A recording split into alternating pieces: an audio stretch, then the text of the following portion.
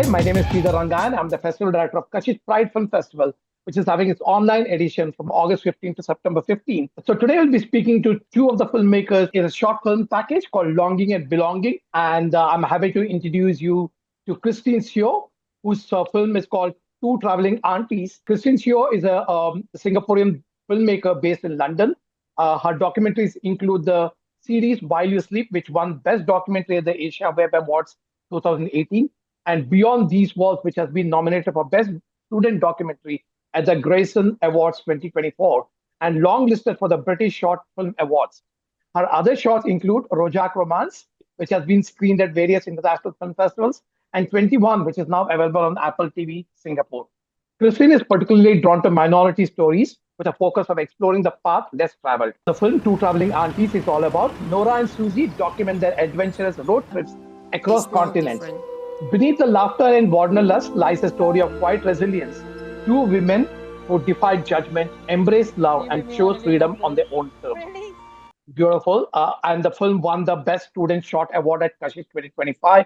So congratulations, Christine, for that. And now we'll be introducing the filmmakers from We Will Go Down in History, which is a film from UK. So happy to introduce you to Charlie Tidmas. Charlie Tidmas is a writer, director, and BFI Flair BAFTA mentee for 2024. His debut narrative short film has over 800K views on Short of the Week and has played at Oscar BAFTA qualifying festivals worldwide. And his co-director is Cameron Richards, who is a director and founder of Lonely Kite, a production house known for bold and distinctive storytelling. Previous work includes The Sea and The Generations, which screened at Oscar and BAFTA qualifying festivals. Awesome. And the short film, We'll Go Down in History, tells the story of Truck PRUK United, a grassroots proudly trans football club.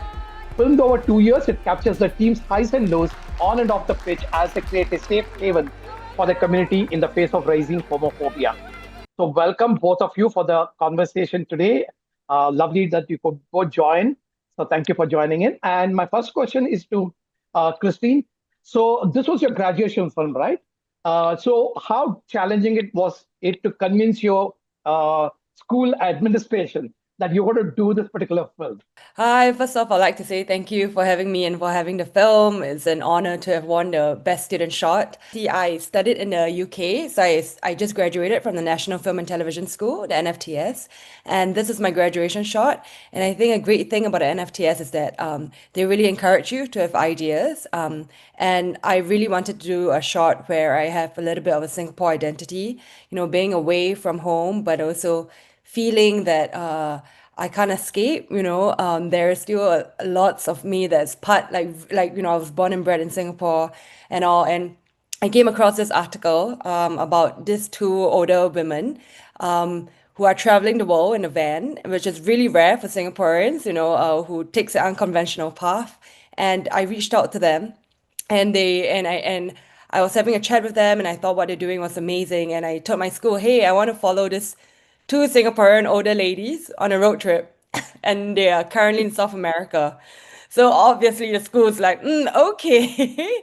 But the great thing about the school is that, to answer your question, they're really encouraging. So they welcome projects from all around the world, as long as they think that there's a story and the story is strong enough to have you pitch it, and you have to go through green light and like amber light and green light to have the project green lit before you can say like, okay, this is a story that is going to be supported by the school. And my tutors and the school was really supportive throughout the whole process, but that also meant that the process needed a lot of like paperwork, a lot of things to back up that you can actually do this. Yeah. And so I would But say the sorry? go ahead. Yeah, go ahead, go ahead. Yeah, it was a really ambitious production because like we flew to Colombia, and I think the initial impression was that Colombia is going to be like it's really like dangerous, or it's too far out, so I think there was a lot of concerns, but I think the beauty of documentary making is like you just do it, you never know what's going to happen, and then you pick up the camera and you go, and magic happens. Yeah. And I mean, again, like that brings me to the question of budget per se. I mean, when you to travel quite a bit, so did the school give you the entire budget, or you have to raise money on your own? Yeah, so that's the best thing about NFTS, that all the budget for all your films that you do within your 2 years is all from the school. So this is like a plug for the school. If you're ever thinking about making films, consider NFTS. They are great. Yeah, so the budget comes from school, but of course, if you want to do anything out on your own, that's under your own expense. But anything production related, part of the set and the filming, yeah, the school handles the budget. Awesome, awesome. And come back to you later. Charlie, how did you raise the finances for making this film? And before making all these films, did you go to a film school? How did you study? Or it is all intuitional? What is the story of how did you start filmmaking? Wow. So I started filmmaking because I was rubbish at everything else at school. I kind of fell into it. So I went to university. I went to Canterbury and did a course there, and then I went to Met Film School and did a year there, which was really great and helped me a lot. And then just kind of cracked on and made as much stuff as I could. I've been lucky to have short film funding from the British Film Institute, the BFI, before. And in regards to this film, what was great is that we started out doing some bits with the club just off our own backs and put together a short sort of reel that we then took to the BFI Doc Society. And we said, look, we have this team, they're great. We don't really know what's going to happen, but we'd love to kind of follow them for a bit. And they very kindly gave us the money to do that. They funded it, fully funded, which was fantastic. It meant we just kind of could crack on and just get on with it and bring on a really fantastic, primarily trans and queer team as well, which was really nice for the project. And yeah, we got really, really lucky that the Doc Society was so up for making this film with us. And yeah, it's been a real blast. And in your film, apart from just documenting the trans football players, you also document their family members. How challenging it was it to convince the family members to agree to be filming? I mean, it's usually like when I did my film on a trans masculine person, we could find a lot of trans masculine person to speak to the camera, but now the family members want to speak to the camera because the stigma and discrimination which they might face, if the film is out. So how challenging was it for you for bringing the family angle to it? It was probably not as challenging as it should have been. What was really great about kind of Lucy and Emily and their families was that they were really open to us from the start. I think they worked out quite quickly that a lot of our team, the film team are trans and queer, and we. I think our intentions were quite clear, and we communicated. We're not here to make a hit piece about you. We're here to celebrate you. We love what you're doing. And so, Lucy got on board very quickly, and Lucy's wife, Avril, really kindly, again, just as part of that process, just, the door was immediately open. And they're amazing people, and it's, they let us in so quickly, and it's still, even now we're still kind of catching up at events and stuff, and it just feels like we're part of the family, which is great.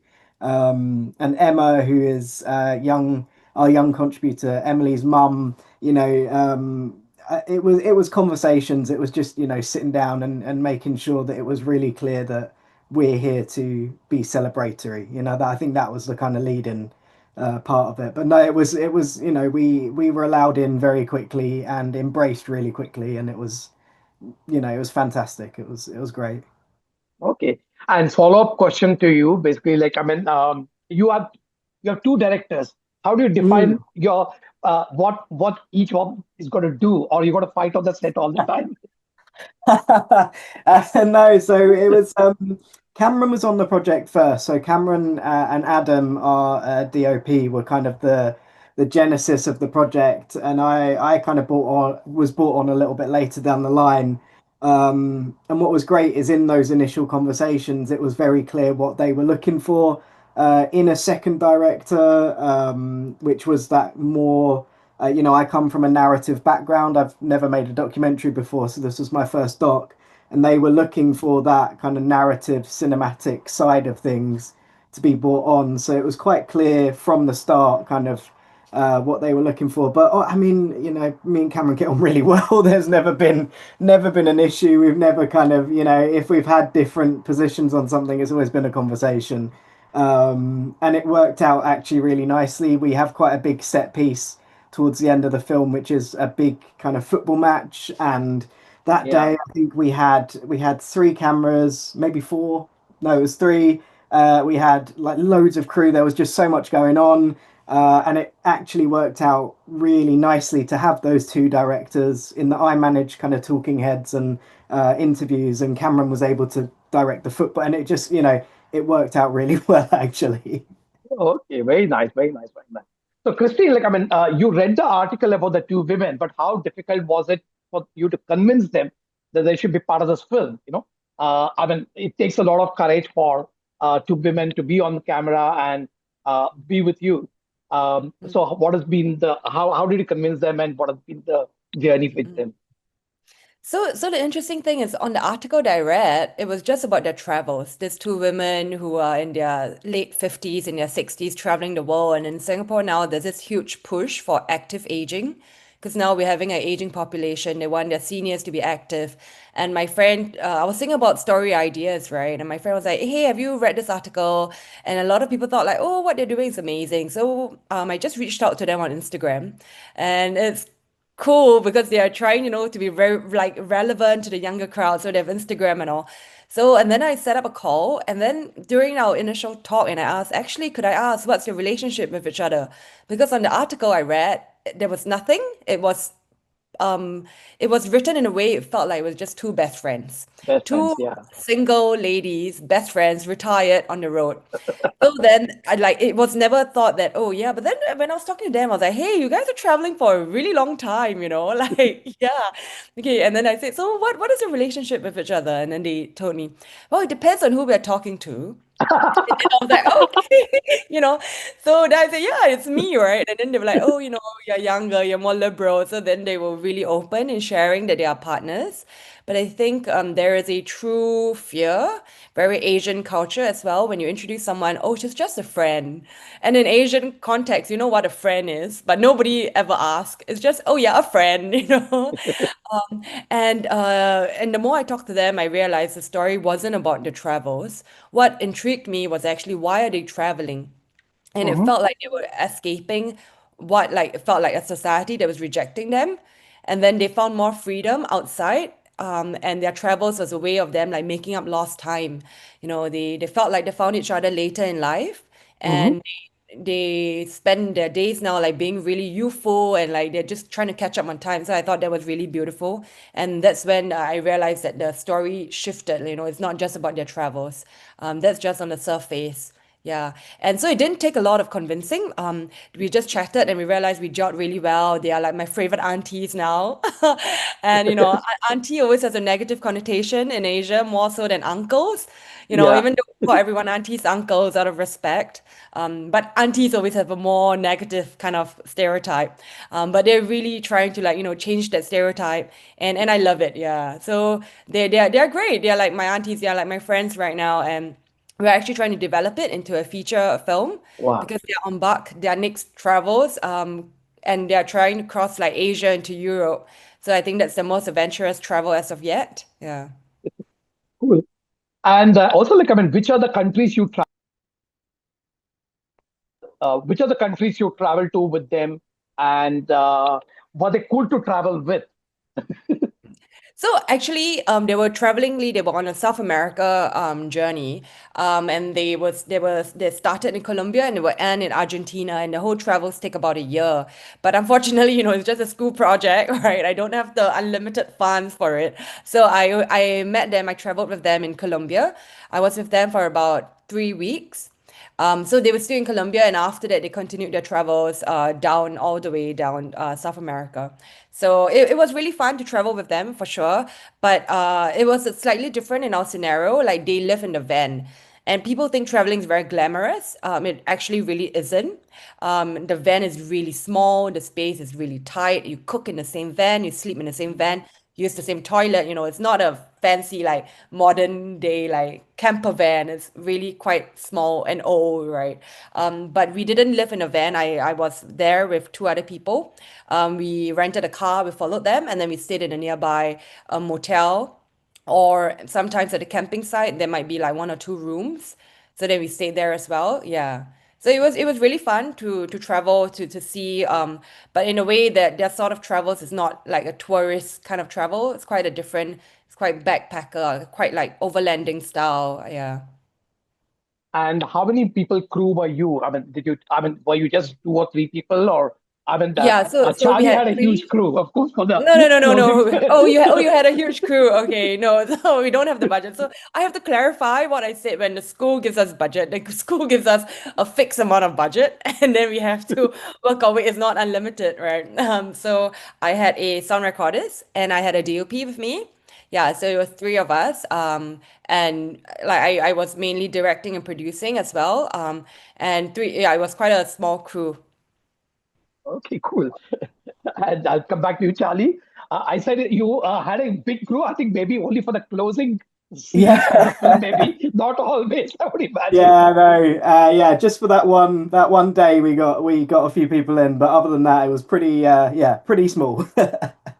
So, how many people did you have on the crew? You always had two cameras for all the sequences, or only for the? No, so it was typically just Adam. Our DOP was our kind of main camera, and then myself and Cameron, our producer Anna, and then we had kind of someone in to do sound on various days. Kind of depended as it does on who's about. Okay. And the next question is like, I mean, um, how much footage did you shoot, and did you have to concise a lot to make this short film? I mean, I'm sure a lot of things were left out. What is one thing which was left out, which you really wanted to put in the film and you could? So yeah, we shot a lot. I think we had maybe like 50 plus hours of footage overall. I mean, it was ridiculous. I think we did 12 or 13 days total, and we shot all through those days. So I mean, we were swamped in the edit. It took a long time.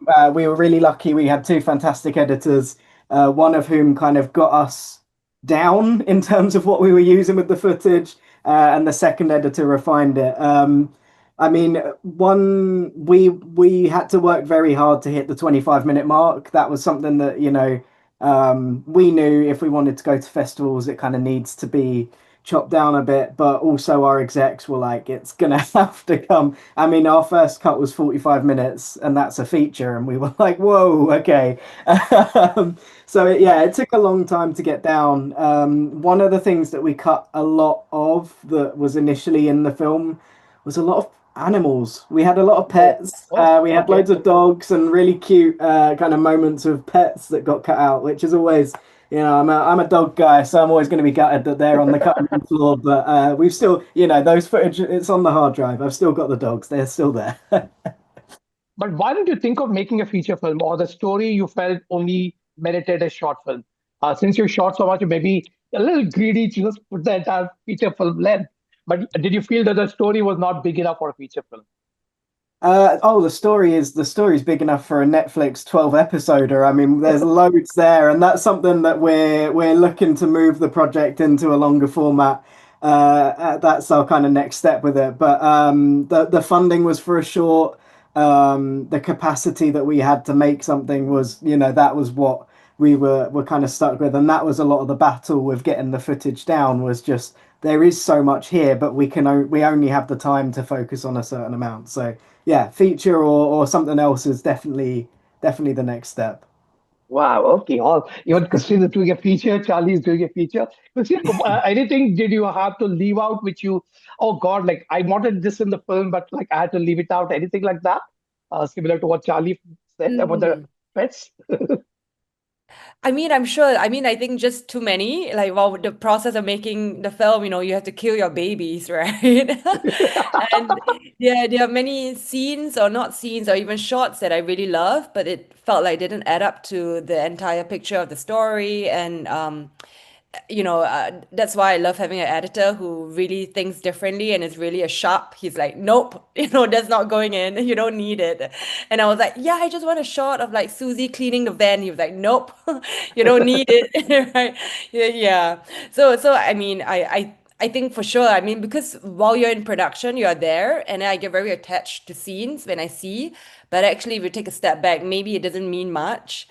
And like as a viewer, it doesn't add to anything. It doesn't add to the story. Yeah. Cool, cool. Okay, and where all has your film traveled already? And what is the plans for distribution of the film? Do you own the rights or the school owns the rights? Oh, for me, yeah. So technically, the school owns the rights, the copyright, but they're really supportive. You're free to submit it to any festival, and they really want to support the growth of the filmmakers. The film had a world premiere at Inside Out, and it also screened at Doc Edge, and it has a couple of screenings, and yeah, and I'm really, really happy. It's going to be screening in Hong Kong as well. And sometimes what happens after the screening is actually people write in and then they talk about how they liked the film or how it impacted them. And people ask to show it at their other events. And I think that's what is more exciting. I mean, getting festivals is great, but when I hear like people wanting to have a screening for like community screening, and then I Yeah, really feel like, oh, that's kind of the impact, and I want to have conversations regarding that. So yeah, I'm really happy for where it's going. perfect. And Charlie, what about you, your film? How has traveled and what's the plan for distribution on a larger level mainstream audience? Sorry if you hear a dog there. Um, yeah, so we premiered at BFI Flair Film Festival, which was really cool because we got additionally selected to be part of the British Council's Five Films for Freedom, which meant that within, I think it was 10 days, our film went to over 200 countries and got 2.2 million views, which was Wow. insane. Yeah, so that was both in person and online. So it's already had quite a quite a start.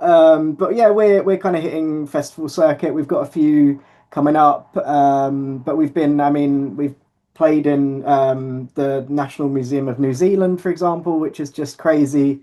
But alongside kind of the festival stuff, we're also doing a bunch of community stuff and also with the football community as well. So Nice. we did some great events around the Women's Euros recently, where we got to screen alongside games, which was just really great because it's such a, it's the atmosphere that you want to be in. It's a lot of queer people, a lot of football, and a lot of fun. So we're kind of doing a twofold festivals and football. We're hoping to take it to a few kind of bigger football clubs as well and get some screenings with them as part of their kind of outreach program. But we'll see. We'll see. Okay, nice. Awesome. And last question per se, like, I mean, so did the protagonist of the film, all the people see the film and what has been the reaction? And the family members, what has been the reaction? Yeah, so we screened we held a private kind of screening for them. We held a couple whilst we were in the edit because it's their story. We want to make sure that they're happy with it. And that kind of culminated with quite a big online one where we had a lot of the wider team, the football team, come along and watch and that was lovely because we had about an hour and a half of them just feeding back about how happy they were with it, which is, it's always something that you're always quite concerned that someone's going to turn around and be like, I hate it. But no, everyone was really pleased with how we represented them, which was great. And so that was kind of our first one. But we're lucky as well that Lucy and Emily and Avril and Emma have been able to come to a lot of our screenings and events. Nice. And so they're really fantastic advocates for the film and the club. And it's just been just another great opportunity to spend time with them as well, which is, we're really good friends with them now, and so that's become part of the whole thing. Is every screening is an opportunity to hang out with your mates, which is nice. Nice, nice, perfect. And what about you, Christine? Like, did Nora and Susie see the film? And have you been able to show it in Singapore? Mm. So, before my graduation, like, when we graduate, we have to screen the film at BFI South Bank. So I actually showed the film to Nora and Susie before the graduation, maybe in actually like near the final cut days. And then they watched the film, and then we were on a video call. So I was watching them watch the film. And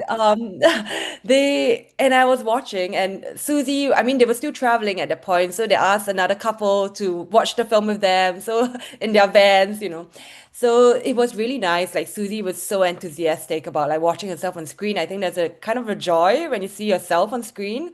Right. But I think Nora was also getting a little bit emotional, and I felt like from the video call I could see her like tearing up.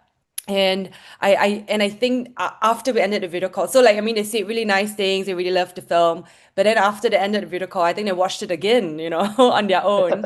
And then I think that really processed, and then they sent me a really long message about how they felt seen, and it was really nice, it was really beautiful, and I think they're really happy that the film is traveling to festivals. And I think when people watch the film and then people try to find them on Instagram, right? And then people write to them, hey, what you're doing is amazing. And then they screenshot that and then they send it to me. And I feel like, oh, my aunties are amazing, right?